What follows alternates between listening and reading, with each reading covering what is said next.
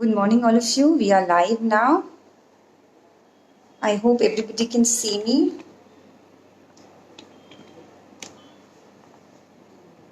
We all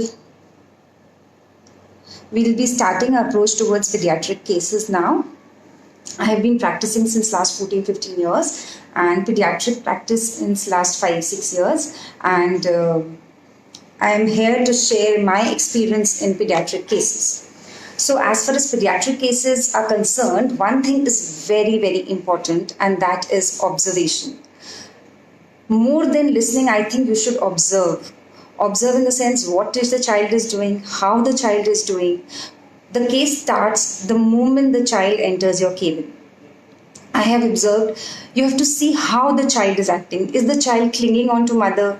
Is the child not wanting to see you? Is the child very afraid of the injection? Or the child is bindas and coming inside the clinic and then playing with you? Everything has a rubric, everything. For example, if the child is clinging on to mother and the mother says, it's okay, she's a homeopathic doctor and she will give you sweet pills, and immediately the child is fine. So the child is better by assurance. Aconite is better by assurance. Then next thing comes is when the child is looked at. For example, when you are looking at children, how they are reacting. Are they hiding themselves or they're turning their face away? If they're turning their face away, it is called looked at, evading the look of another person. If the child is hiding and चेहरे के बीच में से they are trying to see, it is barai taka. So everything that the child is doing has an importance.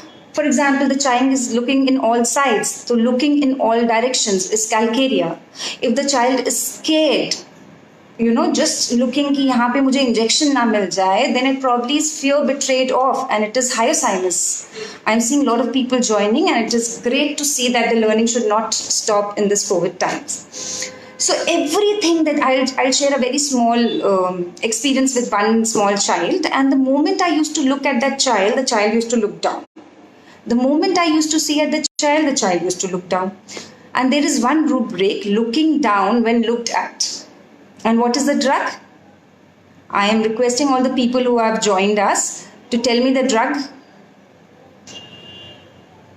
Yes, it's agaricus. It's agaricus. The moment you look at agaricus child, they look down. There is a rubric that looked at cannot bear to be looked at. That is one who doesn't like to be looked at. But there are people who react. आप natromure बच्चे को देखोगे तो natromure बच्चे को photo averse to be taken at, picture averse to be taken is natromure. Natromure बच्चा ball की तरफ अपना मुंह करके खड़ा हो जाता है. आप बात करना चाहो natromure से, natromure को नहीं अटेंशन पसंद है. तो इस सिंपल चीजों से कि बच्चा कहाँ देख रहा है, कैसे आपके I'm sorry, there was a call coming. So आपको ये ऑब्जर्व करना है कि बच्चा कहाँ देख रहा है, कैसे देख रहा है और क्या चाहता है. वो एकदम खेलना चाहता है, वो एकदम डर रहा है. सो एवरीथिंग आपको जो देख रहे हो, मैं एक सिंपल टिप देती हूँ. जो भी आप ऑब्जर्व कर रहे हैं चिल्ड्रन में, अगर आपको रूब्रिक भी नहीं पता तो उस वर्ड को, फॉर एग्जाम्पल लुकिंग डाउन, आप उसको एक सर्च विंडो में डालिए F4 में, एंड जो लुकिंग डाउन से सारे रूब्रिक्स आपके रिपोर्टरी में है will come. जैसे eyes downcast. Everything that you are observing and you don't know the rubric because the repertory is so vast, आप उसको बस एक वर्ड में समझिए और उसको एक सर्च विंडो में डालिए, and you will be surprised to see कि इतने rubric हैं which we are not aware. We are probably taking only smiling or laughing or smacks the tongue of belladonna, but there are so many rubrics which we are not using and is present in our repertory. Second of all, जब हम उससे बात करना चाहते हैं, right, हम पूछते हैं बेटा आपका नाम क्या है, तो बच्चा क्या बोलता है. कुछ बच्चे आंसर करते हैं, कुछ बच्चे आंसर नहीं करते. अब what is the difference between answering aversion to, timidity, answering refusing to? क्या डिफरेंस है इन रूब्रिक्स में, ये हमें समझना है. अवर्जन इज अ डिसलाइक, मुझे दूध नहीं पसंद है, इट्स अ डिसलाइक. इसका मन नहीं है बात करने का, इसका मन नहीं है जवाब देने का. This is answering aversion to. पर हम आई हैव सीन, मैंने अगर डायरेक्टली बच्चे से पूछा क्यों आपको बात नहीं करनी है, तो बच्चा बोलता है नहीं जवाब देना है. This is answering refusing to answer, right. So we should know a small differentiation in the rubrics to really understand what the child is really like wanting to do. तो बच्चा रिफ्यूज कर रहा है, या आंसर नहीं करना चाह रहा, एक रूब्रिक है हिस्टेरिकल लुक्ड एट व्हेन, कौन सी जगह, प्लम्बम ऐसा करते हैं। या फिर आपको मतलब I am just trying to say कि there are so many remedies, you have to understand what the child is. वो रिफ्यूज कर रहा है, अवर्जन है उसको आंसर का, या फिर उसको एंगर है क्वेश्चन व्हेन, या कुछ लोग आप क्वेश्चन पूछो वो क्वेश्चन रिपीट करते हैं, जैसे जिंकम है, you know, answering questions repeat first, मतलब जो भी आपने क्वेश्चन पूछा है बच्चे से कि बेटा आपका नाम क्या है या आपको सर्दी कब से हो रही है, वो understanding this. So everything that we are trying to understand has to be observed. बोलने से भी ज्यादा मुझे लगता है ऑब्जर्वेशन काम करता है पीडियाट्रिक केसेस में, right. Today I will share a case of a 10th standard old, which is not really very pediatric, but it is a very interesting case and I am sure that we all will be able to learn something from that case. वो बच्ची जब से मैंने practice शुरू की है तब से शायद लोअर केजी से मेरे पास आती है। Now she is in 10th standard. उसकी मम्मी मुझे कई बार बोली कि यार ये बहुत परेशान है, आपसे बात करना चाहती है। जब मैंने पूछा कि वो जब भी आई तो मेरे पास पेशेंट बहुत ज़्यादा थे, इतना टाइम नहीं था कि मैं बात करूँ, तो फिर मैंने उसको बोला कि ठीक है आप एक दिन मॉर्निंग में आइए, टाइम दिया, तो वो उसको लेकर आई मॉर्निंग में। जब वो आई बच्ची, मम्मी की कंप्लेन थी कि 10th स्टैंडर्ड है, पढ़ती नहीं है, तो I thought it is a usual problem. जब देखो उसको हेडेक होता रहता है तो मुझे लगा कि ये यूजुअल प्रॉब्लम है, nothing major that you need to be treated. But जब वो बच्ची आई तो मुझे ऐसा लगा कि हाँ शी नीड्स, वो सच में परेशान थी। तो पहले मम्मी ने कंप्लेन करना शुरू किया कि ये पढ़ती नहीं है, जब देखो लेटी रहती है, सोती रहती है, कुछ बोलो तो जल्दी जल्दी रो जाती है। तो बच्ची बोली कि मैं बताती हूँ। तो ऐसे ठीक है आप बताइए। तो बच्ची का ऐसा कहना था कि मेरे को पता है कि 10th है, मेरे को पता है कि 10th है, मुझे पता है पढ़ना है, मुझे भी पढ़ना है, पर मैं पढ़ ही नहीं पाती हूँ। मैं कितनी भी कोशिश कर लूँ मुझसे पढ़ाई ही नहीं होती है, मुझे समझ ही नहीं आ रहा मुझे क्या हो गया है, why I am behaving like this. मैं कितनी भी कोशिश कर लूँ मुझसे पढ़ाई नहीं हो पा रही है, मुझे खुद रोना आ रहा है, मेरा 10th है, मैं पढ़ नहीं पा रही हूँ, मुझे खुद बहुत दुख हो रहा है। आप इस चीज़ को अगर समझ पाएँ तो आप बताएं कि ये किस रेमेडी में आता है और बच्ची की क्या स्टेट है। उसको अवेयरनेस है, वो चाहती है पढ़ना पर वो पढ़ नहीं पा रही, और फिर उसने रोना शुरू कर दिया। वो बोलती है मुझे सर दर्द होने लगता है, मुझे बहुत अजीब लगता है, मेरे को बहुत गिल्टी फील हो रहा है, मुझे अपने ऊपर गुस्सा आ रहा है कि मैं पढ़ नहीं रही हूँ, मैं बहुत कंफ्यूज रहती हूँ। मुझे जब सब लोग मेरी फ्रेंड्स बोलते हैं कि कोई साइंस लेना चाहता है, कोई डॉक्टर बनना चाहता है, कोई इंजीनियर बनना चाहता है, मुझे पता ही नहीं है मुझे क्या बनना है। अब ऑब्वियसली 10th में है, उसके बाद आपको वेरियस फील्ड्स चूज करनी पड़ती हैं, तो वो उसको समझ ही नहीं आ रहा है कि क्या लूँ, मैं आर्ट्स लूँ, मेरे को पता ही नहीं है मुझे कितना इंटरेस्ट है। और बहुत ही कॉन्फिडेंस उसका लो हो गया था और कंफ्यूजन में थी और दुखी थी, एक्चुअली दुखी थी कि वो पढ़ नहीं पा रही है ना। तो ऐसे केसेस में आप क्या एनालाइज करेंगे केस को और क्या दवाई देंगे, है ना। I have seen lot of people, 25 people join, so all of you please analyse this case and आप बताएं कि ऐसा बच्चा जो 10th में है, आपको पता है 10th में पेरेंट्स और आजू बाजू के जो पब्लिक है वो कितना पीछे पड़ जाती है कि पढ़ो पढ़ो, 10th है, और वो खुद भी चाहती है पढ़ना पर पढ़ नहीं पा रही। आप क्या इसको समझेंगे? यस, इस केस में सबसे ज्यादा इंपॉर्टेंट है कि बच्चे को, लड़की को जो 10th स्टैंडर्ड में है, पता है सब कुछ पर फिर भी नहीं कर पाना। फॉर एग्जाम्पल, मुझे पता है कि इंपॉर्टेंट है 10th में पढ़ना, पर तो एक हेल्पलेसनेस की फीलिंग है, एक okay, people have started responding, mathematic inability for Varsha, doctor Varsha. देखो मैं एक और बात यहाँ बोलूंगी, क्या होता है हम मोस्टली वही रूब्रिक लेते रहते हैं जो हमें पता है। ये मैं बात अपने हर सेशन में बोलती हूँ, हर प्रेजेंटेशन में बोलती हूँ, और इसीलिए मैं हमेशा वो सर्च इंजन F4 की बात करती हूँ। अगर आपको लगे कि ये स्टेट आपको समझी है बट आपको रूब्रिक नहीं मिल रहा, या आप क्लोजली रूब्रिक्स में घूम रहे हैं, जैसे कैलकुलेट नहीं कर पा रही है, वो कैलकुलेट कर पा रही है, उसको पता है, पर वो कर नहीं पा रही। इच्छा होने के बावजूद भी वो, उसे पता है मुझे पढ़ना है, मेरे को 10th है, पर वो उससे हो नहीं रहा है। वो मेरे सामने रो रही थी कि मुझे पता है पर मैं कर ही नहीं पा रही हूँ, मैं कर ही नहीं पा रही हूँ। तो ये जो कर नहीं पाना है वो क्या है? तो मुझे टू बी ऑनेस्टली, मैंने भी ये रेमेडी बहुत पहले पढ़ी थी और मुझे इतने अच्छे से नहीं पता था, पर मुझे एक बात जरूर समझ में आई कि ये बच्चा अवेयर है, इस बच्चे को पता है कि क्या करना चाहिए। ऐसा नहीं है कि इस बच्चे को पता नहीं है।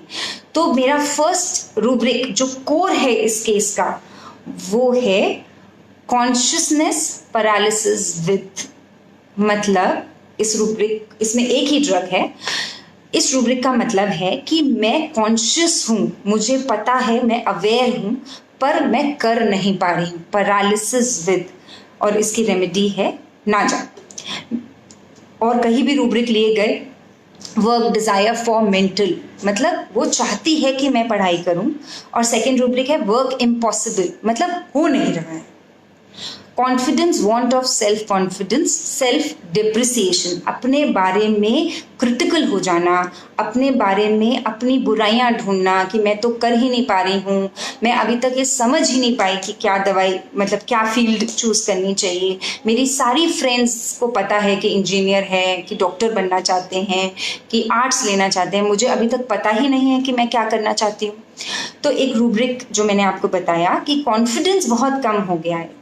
और जो एक रूब्रिक लिया वो रिप्रोचिंग वन सेल्फ लिया, अपने को ब्लेम करना, अपने पे गुस्सा करना, राइट।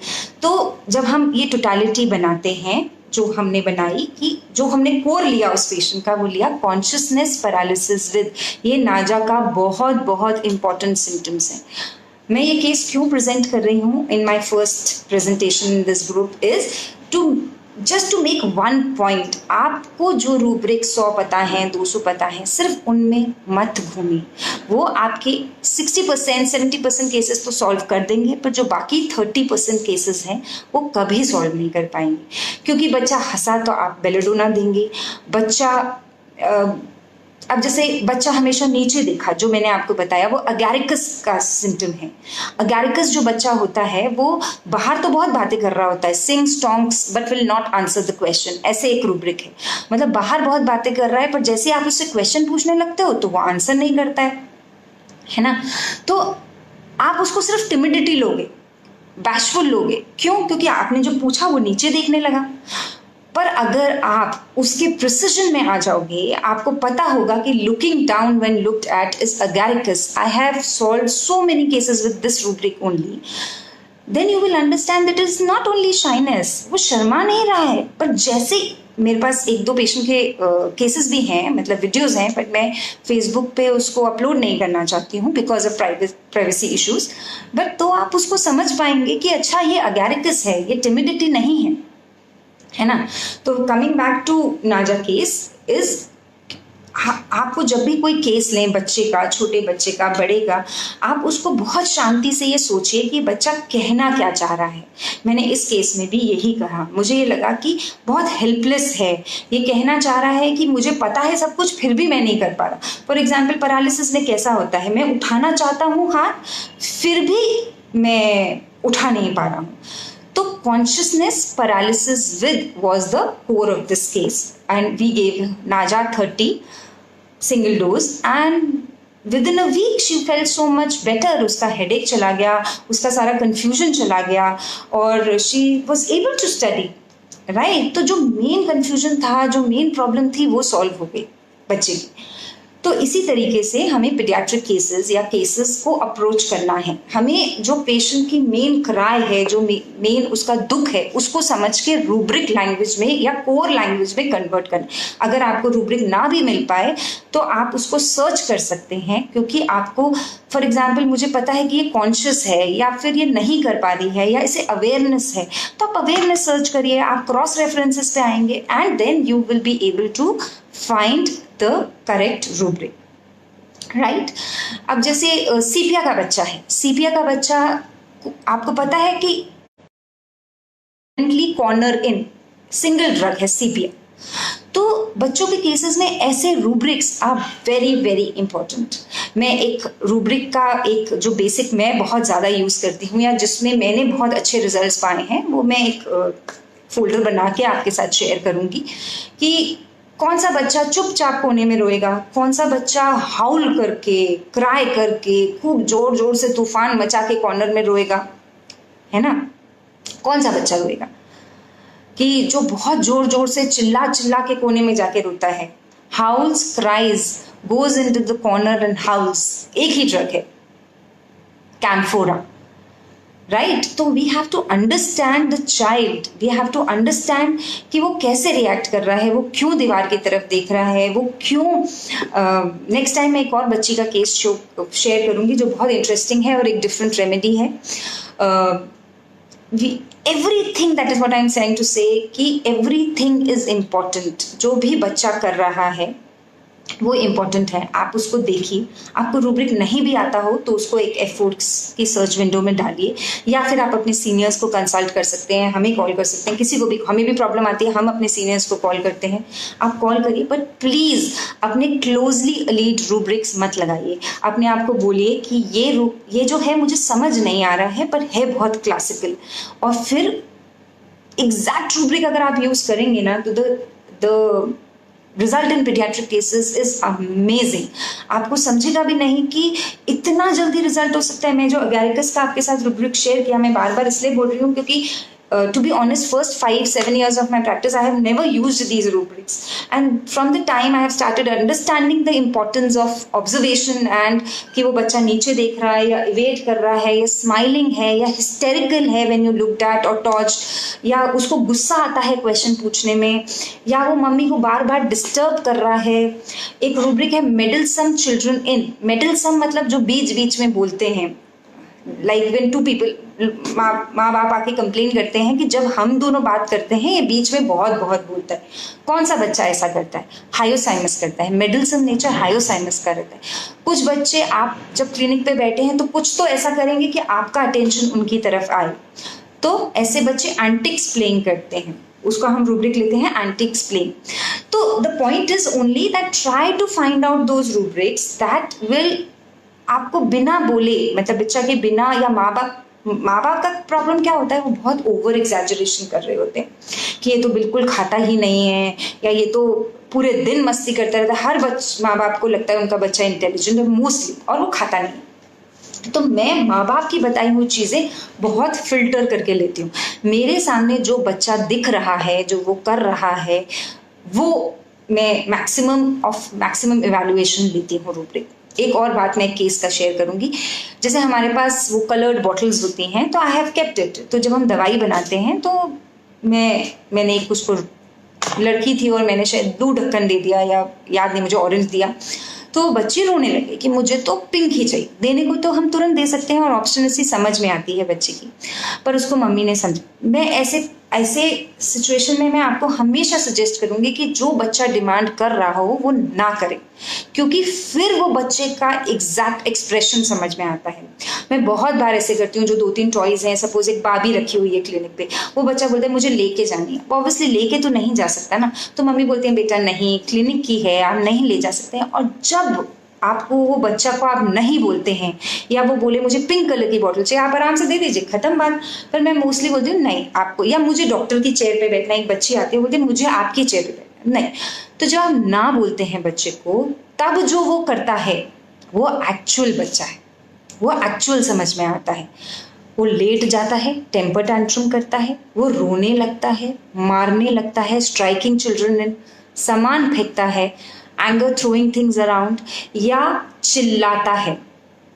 एक रूब्रिक है shrieking obstinate. I have given so many patients this remedy, chamomilla, उसमें सिंगल है।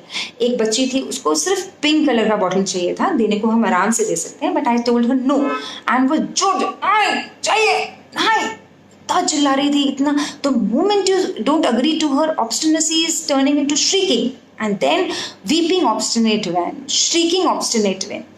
ये जो है ये कैमोमिला का फीचर है। अगेन जो भी सिंगल रूब्रिक्स हैं उनको आप एक कॉशन के साथ लीजिए। अगर सिर्फ श्रीकिंग ऑब्स्टिनेट मिल रहा है और आपको बाकी सब कैमोमिला का नहीं दिख रहा, तो आप कैमोमिला नहीं लेंगे, राइट।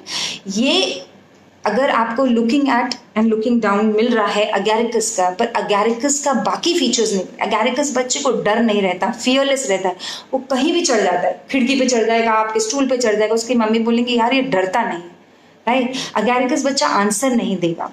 अगैरिकस बच्चे को, जब कुछ बच्चे होते हैं जब उनको गुस्सा आता है, उनको बोलती है इनमें बहुत ताकत आ जाती है, मुझे मारता है तो लगती है चोट, राइट। तो ये सब अगर टोटालिटी मिलती है, अगर आपको कुछ 3-4 रूब्रिक उसके आसपास मिलते हैं तो ही आप वो रेमेडी देंगे। अदरवाइज क्या होगा, वो आया हंसा तो बेलेडोना दोगे, वो नीचे देखा तो अगैरिकस दोगे। That is why I am giving a word of caution कि जब आप, ये रूब्रिक्स बहुत इंपॉर्टेंट है, पर आपको समझना पड़ेगा कि ये हमें कब देने। फॉर एग्जाम्पल आया और आपके स्टूल के नीचे छुप गया, हाँ, आपने ले लिया हाइडिंग वन सेल्फ, पर थोड़ी देर में वो ऊपर देखता है, फिर छुपता है, फिर ऊपर देखता है, फिर छुपता है। ये क्या है, क्या कर रहा है बच्चा? किस गेम में हम छुपते हैं, देखते हैं, छुपते हैं, देखते हैं, है ना?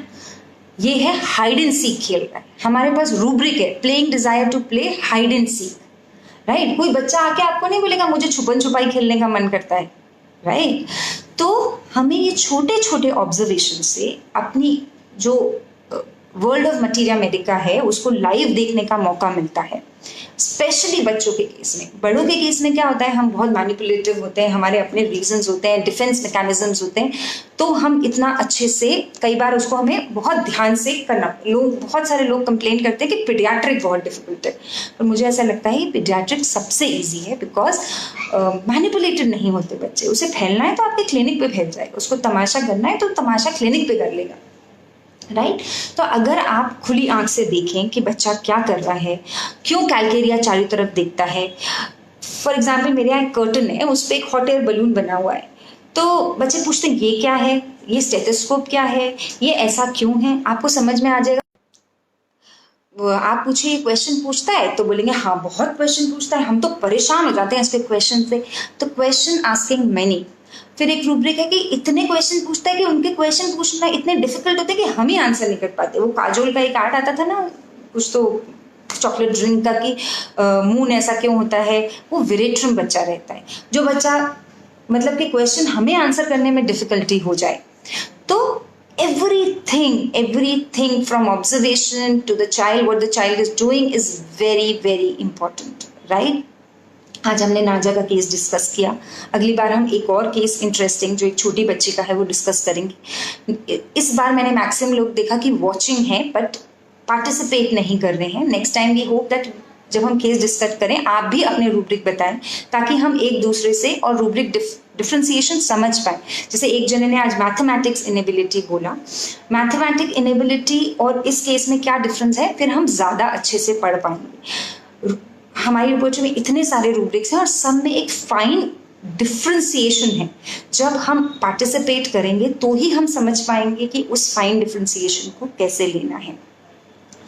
So I hope you like the Naja case and I expect you all to please go home, मतलब you are sitting at home, I'm sorry, आप प्लीज़ नाजा पढ़िए, नाजा को और अच्छे से समझिए। नाजा क्यों सेल्फ डेप्रिसिएशन में जाता है, क्यों उसका कॉन्फिडेंस कम हो जाता है, क्यों कन्फ्यूजन में होता है, और उसमें ये कॉन्शियसनेस पैरालिसिस विद, मैंने बाकी और भी केसेस में यूज़ किया है। एंड एक और इंटरेस्टिंग यूज रूब्रिक है उसका, fear injury being injured of imaginary delusion. एक सॉरी मुझे एग्जैक्ट रूब्रिक याद नहीं आ रहा, बट हाँ बहुत इंटरेस्टिंग रूब्रिक्स हैं नाजा में, तो आप नाजा को पढ़िए। आपकी जितनी भी क्वेरीज नाजा को रिलेटेड हों आप मुझसे पर्सनल नंबर पे पूछ सकते हैं, ग्रुप पे डाल सकते हैं। हमारे ग्रुप में बहुत सारे सीनियर होम्योपैथ्स हैं, I hope they will all answer it अपने अपने एक्सपीरियंस के साथ। And next time probably we'll meet with more cases and keep the learning going. And before going I would like to ask, please comment आपको ये session कैसा लगा। ये मेरा पहला एक छोटा सा अटेम्प्ट है to keep the homeopathic going and हम ज़्यादा से ज़्यादा लोगों को ट्रीट करें।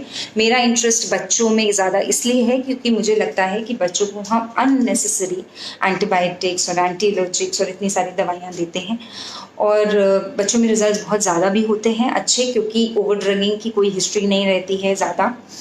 तो इसलिए मेरे को लगता है कि pediatric we should, that is the future of tomorrow, and हमें एटलीस्ट उनको तो भी ये ओवर ड्रगिंग से बचाना चाहिए।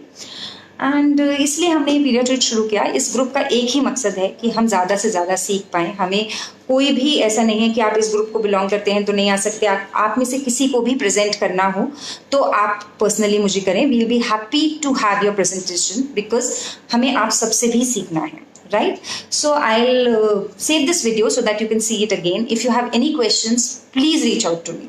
Thank you.